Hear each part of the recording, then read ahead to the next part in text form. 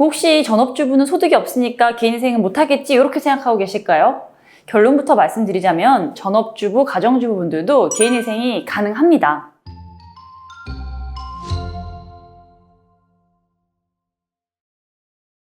안녕하세요. 회생이 답이지의 이미지 변호사입니다. 제가 상담을 이제 하다 보면 저는 전업주부인데 개인회생이 가능할까요? 라고 물으시는 경우가 있으세요. 남편 수입 하나로 아이 키우면서 살림을 하다 보니까 어느새 이 본인 명의로 된 빚도 생겼다, 많이 쌓였다 이런 분들이 계시거든요.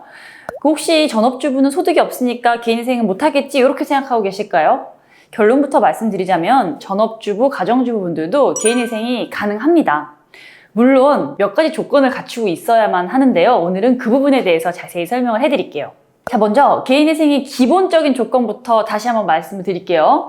채무자 회생 및 파산에 관한 법률 제579조에 따르면 개인회생은 채무자가 장래에 계속적으로 또는 반복하여 수입을 얻을 가능성이 있다고 인정되는 경우여야만 신청할 수가 있어요. 여기서 중요한 건 지속적이고 반복적인 수입이 있어야 된다는 거예요. 근데 이거를 직장이 있어야 된다, 월급이 있어야 된다, 사대보험에 가입이 되어야 있어야 한다 이렇게 이해하시는 분들이 있는데 그건 아니에요. 핵심은 앞으로도 계속해서 일정한 수입을 얻을 수 있느냐 하는 거거든요. 그럼 예를 들어서 남편에게서 고정적으로 생활비를 받는다면 이론적으로 이것도 충분히 소득으로 인정될 수가 있는 거죠.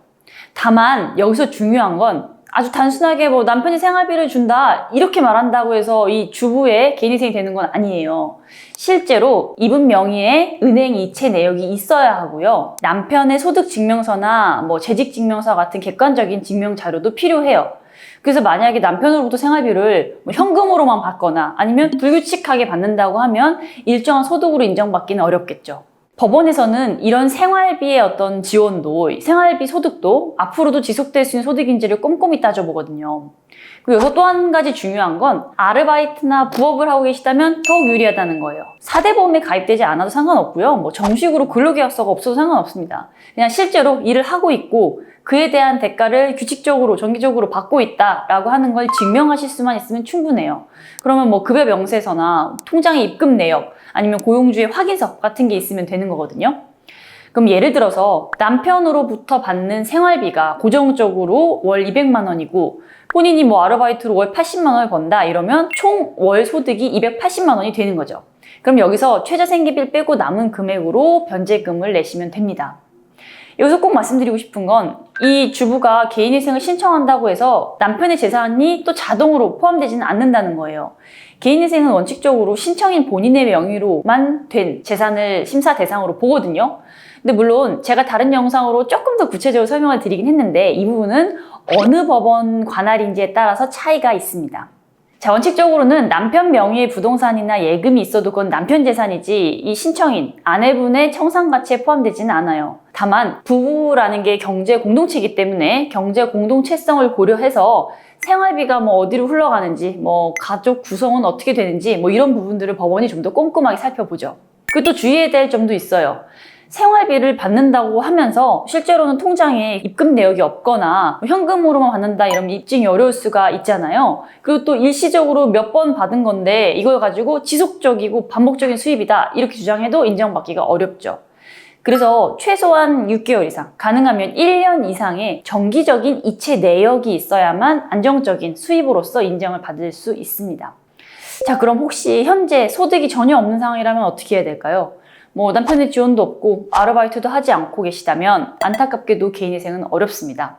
그럼 이런 경우에는 개인 파산을 검토해 봐야 되는데요. 개인 파산은 소득이 없거나 변제 능력이 전혀 없는 분들을 위한 제도거든요. 하지만 개인 파산은 면책 불허가 사유에 해당하는 행위도 없어야 하고 심사가 훨씬 까다롭습니다. 그래서 가능하면 개인회생으로 할 수 있도록 소득을 만드는 것이 더 유리해요. 그래서 예를 들면 파트타임으로 일자리를 구하거나 아니면 남편과 상의를 해서 정기적인 생활비 지원을 받는 방향으로 계획을 세우시는 게 더 좋아요. 그리고 또 한 가지 염두에 두셔야 될 건 개인회생을 진행하는 동안 생활 패턴이 크게 바뀔 수 있다는 점이에요.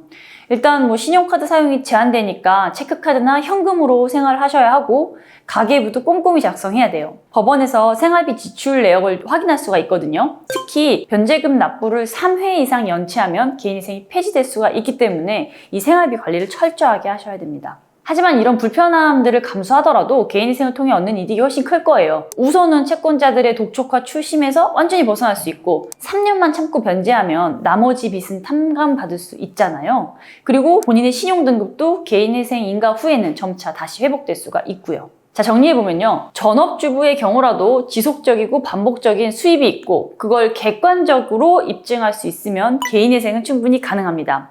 그게 뭐 남편으로부터 받는 생활비 지원이든 본인의 아르바이트든 뭐 둘 다든 상관없어요. 중요한 건 그 수입이 앞으로도 계속될 수 있다는 걸 법원에게 납득시키고 증명해야 하는 부분입니다. 그리고 법원에서도 이제 오랫동안 전업주부의 개인회생 사례를 계속해서 경험해 오고 있기 때문에요. 조건이 맞는다면 충분히 받아들일 수 있다, 뭐 가능하다 하는 분위기인 것으로 보입니다. 그래서 지금 빚 때문에 고민하고 계신 주부분들이 이 영상을 보고 계시다면 지금이 바로 전문가의 도움을 받아야 할 때입니다. 아래 고정 댓글로 남겨드린 저희 사무실 연락처로 연락을 주시면 저희 사무실에서 최선을 다해서 도와드리겠습니다. 감사합니다.